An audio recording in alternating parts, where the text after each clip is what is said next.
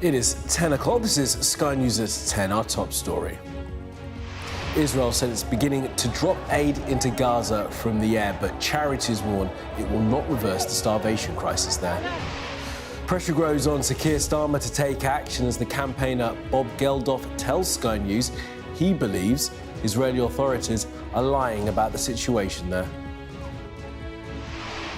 The Israeli view is that there is actually no famine caused by Israel. There's a man-made shortage, but it's been engineered by Hamas. They're lying. Netanyahu lies, is a liar. Also ahead, Donald Trump begins his long weekend in Scotland with a round of golf ahead of meetings with the Prime Minister and John Swinney. Anti-immigration protesters confront police in Norwich as tensions in some communities around asylum hotels continue to grow.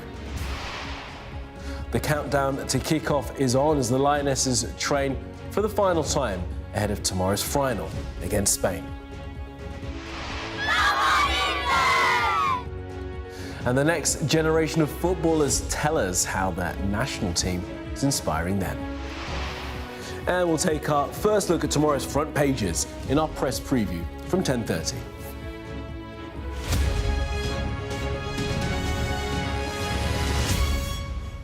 Good evening. For several weeks, governments and international charities have described the amount of aid being allowed into Gaza as wholly inadequate. Israeli authorities say that airdrops have begun into the Strip tonight, but that has been dismissed by the United Nations as nothing more than a smokescreen and a distraction. The World Food Programme says that 1 in 3 Palestinians are going days without any food, with more reports of civilians being shot as they try and feed their families. All this as the Prime Minister comes under growing pressure to take action. We'll have more on that in a moment, but first, our top story tonight from Lisa Holland. A crowd gathers outside the morgue in Zakim in northern Gaza. They have come to claim the bodies of those killed trying to get food in Israel's war with Hamas. She's going to God, shouts this man, standing beside a truck which is delivering bodies. We will stay strong, we won't be beaten. Look at the young boy on the left in a blue T-shirt, clutching onto the rails, broken with grief. On the other side of the vehicle, a distraught little girl. My son, mutters the woman next to her in brown.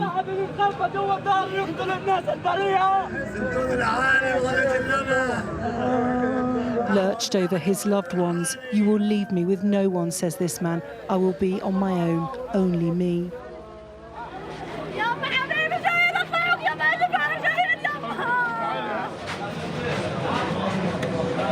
Inside, they stand shoulder to shoulder, covering their noses from the stench of death, hoping to identify a loved one. In a conflict moving so fast, so many victims to document, and yet more alleged killings of Palestinians impossible to independently verify. This is the aftermath of yet another alleged incident in which Gazans say they had gone in search of aid, but instead faced Israeli gunfire. Israel says it only acts in self-defense. There were some lights at night. People thought there was some aid. People headed to the lights. Then they were shot at. My uncle was killed there. Zakim has become a bottleneck of desperation and danger. These pictures were filmed hours before the incident as thousands came in search of food, hoping to grab aid from trucks crossing the border into northern Gaza from Israel. My children have not eaten for a week. I've been suffering from a lack of food, moving from place to place, looking for something to eat. At the very least, I've been looking for a piece of bread to keep my children going, but to no avail. I give my children water and salt to drink throughout the day. You arrive to pick up a bag of flour and gangs and mafias attack you and take the bag. I've been here for 2 or 3 months and haven't benefited at all. This video shows the abject desperation of people trying to find something to eat, swarming round aid lorries in the heat and dust of southern Gaza. Israel has sanctioned airdrops of food, but that can be incredibly dangerous. We have airdrops we have seen previously have caused chaos in communities and have killed people by landing within communities, or children have drowned trying to retrieve the airdrops in the sea. So no, there is nothing good or positive currently about airdrops. Some aid has crossed into Gaza, but it's nowhere near enough. It's a race against time, with aid organisations warning malnutrition is getting worse by the day. Lisa Holland, Sky News, Jerusalem. And the veteran campaigner Bob Geldof has accused the Israeli government of lying after a spokesperson claimed here on Sky News that food shortages in Gaza are man-made and engineered by Hamas. Bob Geldof was speaking exclusively to Trevor Phillips. The Israeli view is that there is actually no famine caused by Israel. There's a man-made shortage, but it's been engineered by Hamas. I guess Israelis would say we don't see much criticism from your side of Hamas. That's a false equivalence, and the Israeli authorities are lying. They're lying, did you say? They're lying. Netanyahu lies, is a liar. The IDF are lying. They're dangling food in front of starving, panicked, exhausted mothers. And while they arrive to accept the tiny amount of foods that this sort of set up pantomime outfit, the Gaza Humanitarian Front, I would call it, as they dangle it, then they're shot wantonly. This month, up to now, 1,000 children or 1,000 people have died of starvation. I'm really not interested in what either of these sides are saying.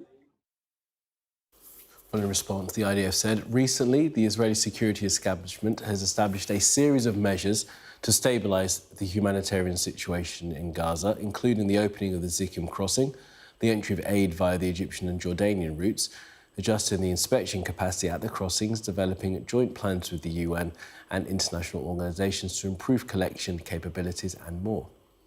Over the past month, we have witnessed a significant decline in the collection of aid from the crossings into Gaza by those organisations. The delays in collection by the UN and international organisations harm the situation and the food security of Gaza's residents.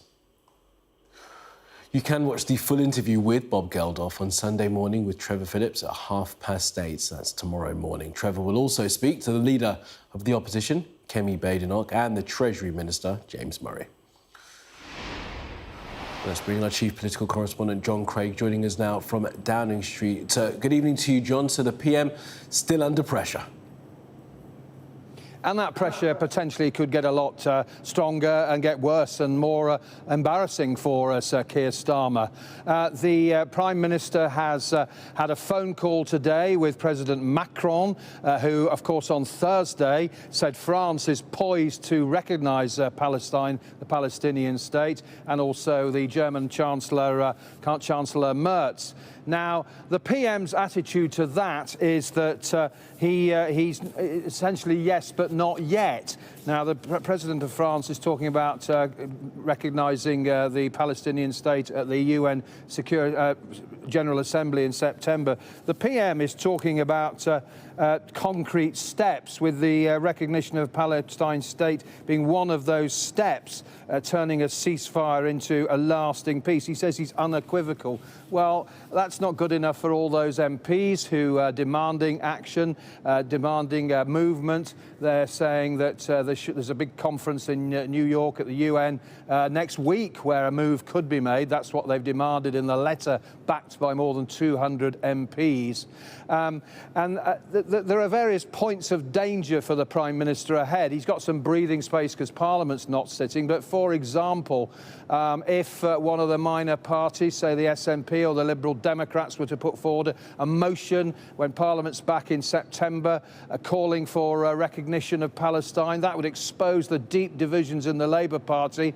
Remember a year or two ago, the SNP did just that, calling for an immediate ceasefire, and there were absolutely chaotic scenes in the Commons with the Speaker not allowing a vote on the SNP motion and all that. So fraught with danger for the PM in the weeks and months ahead. Of course, he's got a meeting with President Trump in the next couple of days. That's why he's not moving towards the position of President Macron, because President Trump has said that there's no weight in what doesn't carry any weight at all, what President Macron is saying. One other point, the Prime Minister is also talking about airdrops, working with partners such as Jordan. But as we've heard, the UN rescue agencies say they're dangerous and trucks delivering aid is much better. So pressure piling up, even though Parliament's not sitting, plenty of MPs want to keep up the pressure, and indeed some European leaders, particularly President Macron. Certainly do. All right, John, for now, in Downing Street. Thank you. Well, Donald Trump has begun his 4-day trip to Scotland by golfing at his Turnberry course. The president will also hold meetings while here with Keir Starmer and the president of the EU Commission, Ursula von der Leyen. But his arrival was met with some opposition from some locals, as our US correspondent James Matthews now reports. Around this president, even the golf sounds different. Are you enjoying the Scottish hospitality? There were Sky News questions, sure. Mr. Trump, can you escape the Jeffrey Epstein crisis? Maybe that's why we heard this. What's that song? I don't know, it's very famous though. It's from a musical. Yeah. Memories. Music boomed out from the convoy of golf carts, drowning out the surrounding sound. And though it's hard to hear, this presidential playlist included Simon & Garfunkel's Bridge Over Troubled Water. What else? The back half of that metaphor played out at anti-Trump demonstrations in Edinburgh and Aberdeen. Protesters troubled. I wanted to be here today and I wanted to bring the pipes because they're a symbol of Scotland, and I want to use the symbol of Scotland to say that he's not welcome here. We should not be opening Scotland or the UK to somebody with his background. He's an abhorrent human being with absolutely no saving graces. The president came here to mix business with pleasure. Beyond the golf course lies a Sunday meeting with Ursula von der Leyen, president of the European Commission. Amidst anticipation in Europe of a breakthrough in US trade talks, Donald Trump rates the chances as even. With the European Union, I think we have a good 50-50 chance. This is a stretch of calm Ayrshire coastline with international politics at its heart. It's hosting a controversial president. We travelled up from Liverpool last night. But he's not without supporters. He's not a politician, he's not a career politician, he's pretty much the opposite of that, and he says what he thinks. Donald Trump cares, he wants to make America great, he cares about his own people, and that's what people want. Great man, yeah. Why do you say that? He's saving the world. Donald Trump will have much to discuss with the UK Prime Minister Sir Keir Starmer when he arrives here at Turnberry. Trade will be on the agenda, so too world affairs like Russia-Ukraine and Gaza. On Donald Trump's Scottish break, they are the difficult politics of downtime. James Matthews, Sky News, in Turnberry. Now, it has been a roller coaster ride for the Lionesses at the Euros so far, and the defending champions have made it all the way to the final. Serena Wiegmann's side will be out for revenge when they play Spain, who beat them in the World Cup final just 2 years ago. Our sports correspondent Rob Harris reports now from Basel. Toon, toon, toon, push the ball out to Rousseau. Hemp on left, James on right, cuts in once and cuts in twice. Somehow, at the crescendo of the Euros, England are still here, composing comeback after stirring comeback to make it to the final. The Lionesses will roar. A third final in a row. Serena, do it again, so we can all sing this song. It does seem like a fairy tale, doesn't it? It's amazing just how far we've come in, quite a short time, really. And the way the women's game has just exploded, especially after the last Euros final when England lifted the cup at Wembley. How much will England benefit from extra rest, with Spain playing their gruelling semi-final a day later? This is the Lionesses' last training session at the Zurich base. They've been for a month, and encouragingly, all 23 players are out on the pitch, including Lauren James, who had to go off at half-time of the semi-final against Italy with an ankle injury. Now they're heading to Basel for the final. And at St Jakob Park, this is the attention a clash of the European and World Champions brings. Hi, good luck. Standing room only to hear about the challenge awaiting. Can you grasp just what this means for the nation? I think we're very connected to what it means to the nation, and the opportunity of tomorrow and what's on offer is the best thing in football. We don't necessarily carry the weight of it and how much it means to people, but we're aware of it because it means the same to us. This is where Serena Wiegmann will be on Sunday night, trying to make the big decisions that could land England yet another trophy. With so many fans clamouring for those early substitutions, but she believes she knows what's best. There's only 2 teams that can make the final, so if you talk about pressure, that's not really a pressure, it's very special, and when you go to a final you really want to win it too. Spain outclassed England in the World Cup final 2 years ago. And while England insists this isn't a revenge mission, there is a determination to seize the chance to defend their European title and for the Lionesses to cement their legendary status. Rob Harris, Sky News, Basel. Well, England's success at this year's tournament and in the previous ones is transforming women's grassroots football here in this country. Almost 129,000 more girls across England took part in school football from 2020 to 2024. That's that period when England won the Euros. In the same time, more than 34,000 women and girls started playing football for fun, with more than 10,000 then playing competitively. There were almost 300 newly qualified female coaches, along with nearly 250 female referees. Well, Fraser Maud has been looking at the impact of the Lionesses' success. Growing the beautiful game from the grassroots up. For many aspiring Lionesses, clubs like Brooklyn Juniors in Malton are an essential stepping stone. And thanks to the past successes of the England women's team, numbers are up. Definitely the last Euros, that's where we saw a big rise in it. It's actually when I started coaching at the club as well.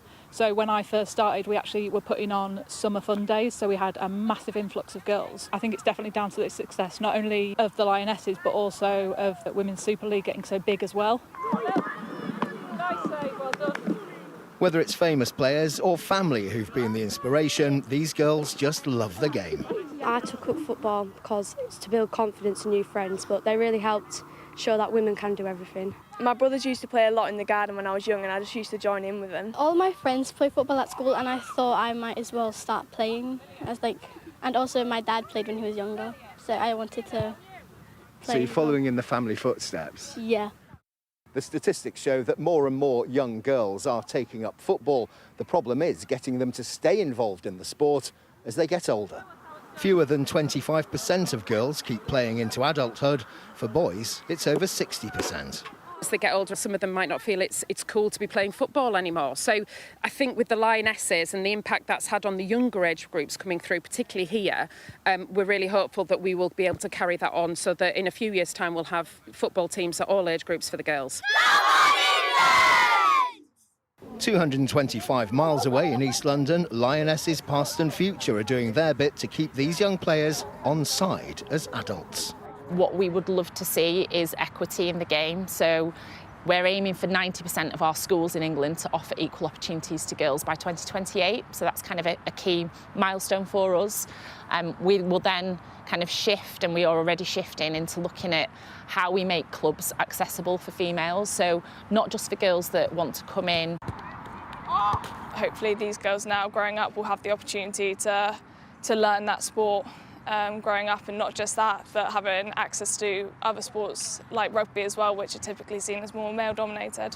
So, win or lose against Spain, England's women will be hoping that their legacy will live on through girls like these. Fraser Maud, Sky News, Malton. Well, our sports correspondent Rob Harris joins us now from Basel. Evening to you, Rob. So the Lionesses will be hoping to get a decent night's sleep ahead of that big game tomorrow. Yes, a huge moment for the Lionesses, and somehow the extraordinary has become expected with this, their third final in 3 years. And for England teams overall, of course, the 2 men's finals as well in the last 5 years. So while this might seem very familiar, none of the players are taking this for granted, still seizing the magnitude of this occasion. And I think many still trying to comprehend just how they're still here. Had it not been for those dramatic late fight backs, they wouldn't be. And so many today, perhaps, thinking of what Michelle Adjeman in particular can achieve tomorrow. If it wasn't for the 19-year-old striker, you couldn't imagine England in a final. There was the comeback against Sweden, complete from 2-0 down to 2-2 in the quarter-finals before they won the penalty shootout. Then in the semi-final, 1-0 down to Italy before Adjeman came off the bench and then struck the equaliser in the 96th minute. Then, of course, in extra time, Chloe Kelly, the hero from Wembley 3 years ago, scoring the goal that took England to this final against Spain.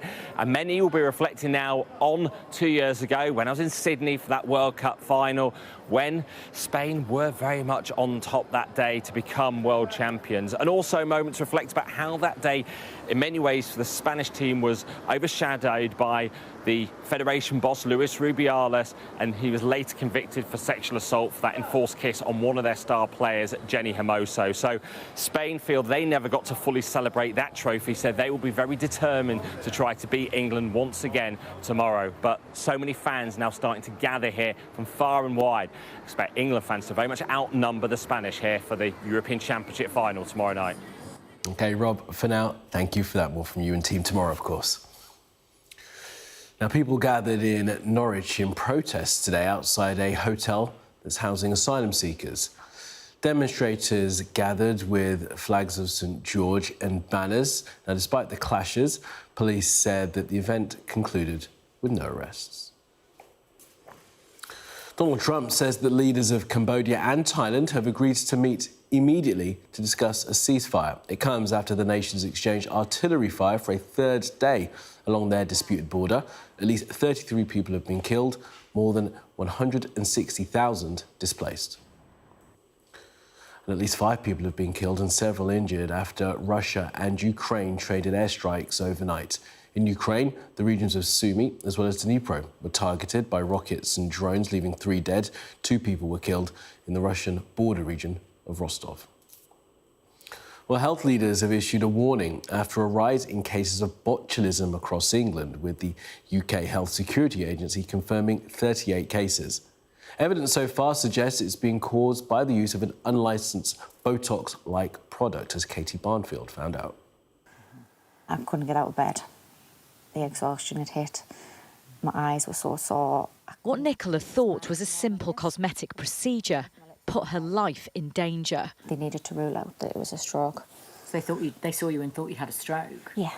She went to her regular beautician for what she thought was Botox, but it was an unknown product, and she ended up in A&E with botulism, a rare but life-threatening illness. There was myself and 3 other women and a man there. We couldn't swallow, so I was put on nil by mouth because they didn't know if we would choke in the waiting room. Nicola is one of at least 38 people who have now developed botulism, linked to unlicensed anti-wrinkle injections. We still don't know what it was, really. We don't know where it's come from. Don't know how much of it is in me. I just thought Botox was Botox, and that's what I was getting. The botulism outbreak began in the northeast, but is now spreading to other parts of the country, with the UK Health Security Agency warning people to be aware of symptoms like slurred speech and breathing problems if they have anti-wrinkle injections. In this country, cosmetic treatments are largely unregulated. Anyone can inject things like fillers and toxins with no medical training, and cheap, illegal products are everywhere. Raise your eyebrows for me. Stephen Land is an aesthetics doctor in Newcastle. He says he's been warning about this kind of thing for years. Because it's the Wild West and because anyone can do this, there is a lack of knowledge around kind of what is legal, what's not legal, what is okay to be injected. So the drug dealers, for want of a better description, are preying on this lack of knowledge amongst our kind of non-medical practitioners. If you look at the potential complications with fillers, there are actually more significant complications than there are with botulinum toxin injections. If you accidentally inject filler into the wrong area, you can block blood vessels up. There are cases of blindness where it's cut off the blood supply to your eye.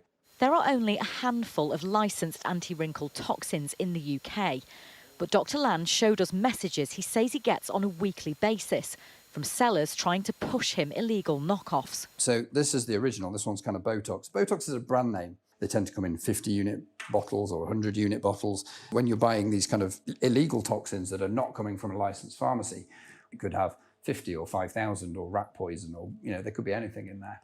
Sharp scratch. The government has now said it plans to tighten the law on some cosmetic procedures, but hasn't yet said how it will do this or when. What's it going to take?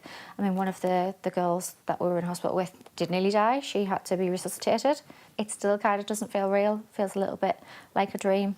Well, a nightmare. Nicola says her beautician has stopped responding to her messages. With so little information, she doesn't know how long it will take her to recover, or whether she even will. Katie Barnfield, Sky News. All right, let's get the latest sports news now. Here's Nick. Staying connected is vital for business. Sky Business sponsors this report. With weeks to go before the English football season starts, Sky Sports News were given exclusive access to the PGMO's referee pre-season camp. The highs are really high, the lows are not so good, you know when you've made a mistake. Premier League's always evolving, it's faster, it's quicker, players are hitting ridiculously top speeds, we've got to match that. We got to know the people behind the whistle and what it takes physically and mentally to officiate at the top. When I finished refereeing, the scrutiny wasn't the same, but it took a different form really. Probably the biggest thing that's changing about the game is the pure speed of it. We spent 2 days in Alicante learning how referees, assistant refs and VAR refs are getting ready for the season. At times it seems almost like chaos. What's it like being in there? What's it like actually doing the job? Yeah, it's quite sort of opposite to what you've said really. In some respects quite a calm environment. Day one and a light session to begin. There'll be a mixture of physical, which mainly is going to be for the whole week. We'll do a couple of technical sessions where we'll look at intricates in regards of tactical elements and expectations of the season ahead for the referees. But mainly on the pitches, it's going to be the physical. One of the biggest things that we'll do at this time over the course of this week is one-to-ones with each referee and individual to actually see how they are, how do they feel, how they prepare themselves, and again mentally getting them in the right place and the right shape, ready for the rest of pre-season, this season to start, because that's integral, that's massively important as well as physical side of things. How was the morning? Yeah, good. First morning, straight into it, easing us into it, ramping up I'm sure over the week. Every session we do at home and obviously here is analysed, covers our total volume, high intensity running, the number of sprints, accelerations, decelerations.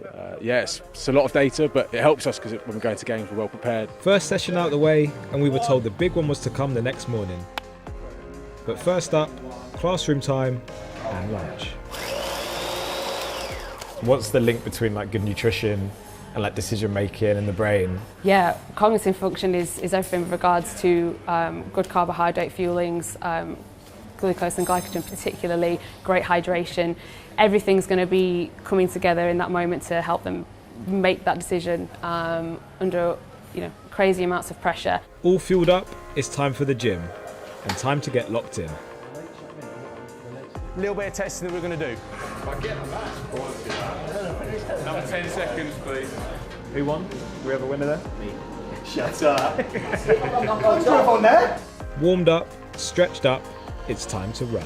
What we're looking at now is some sort of max speed runs where we're hoping quite a few of the officials will be able to get up to 31, 32 kilometres an hour. Now we're chasing people like Anthony Elanga who's going 39 kilometres an hour, so we understand that, but we're trying to close that gap. You'll see sort of their start quite easy and then we'll build, and then the last few reps will be really difficult for them and sort of really get them working ahead of then tomorrow morning when we'll do another 6-minute all-out run test with them. We've got some sort of lower intensity days before we sort of really ramp it up tomorrow into the high intensity running, really trying to push ourselves. Players are going to move first. We've then got to follow their movements, and if we can look at how we train physically and adapt that to how the players move. So there's a lot of change of direction stuff, a lot of very short, sharp, fast movements. If we can train ourselves in the pre-season for that, that's going to give us a good base. I've just turned 43 and I'm probably the fittest I've ever been. And again, that's probably down to the extra strength and conditioning sessions we're doing. It used to be a lot of running, a lot of speed work.